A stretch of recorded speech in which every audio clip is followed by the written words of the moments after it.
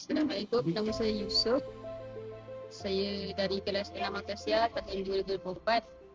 Dulu saya memegang jawatan sebagai ketua pengawas. Sekarang saya bersekolah di SMK Seremban 2. Dan dekat sekolah ni yang bestnya cikgu-cikgu kat sini semua baik-baik, semua supporting.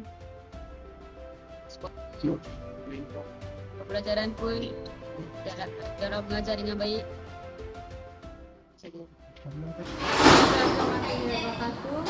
Nama saya Luqmanul Hakim bin Isa. Saya dari kelas 6 Akasia 2024. Saya ketua kelas. Saya mengambil jawatan ketua kelas.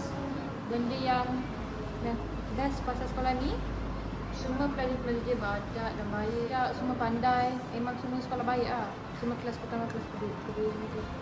Kalau awak hantar anak awak di sini memang akan pandai. Assalamualaikum warahmatullahi wabarakatuh. Nama saya Muhammad Syafiq. Saya sekarang berada di sekolah SMK Seremban 3. Saya bekas pelajar Sri Alfa.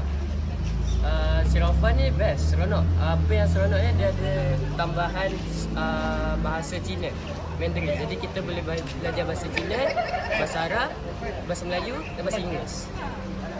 Assalamualaikum warahmatullahi wabarakatuh. Nama saya Muhammad Zahmi bin Zulkifli. Saya bekas pelajar Sri Alfa. Saya sekolah SMK BBSS.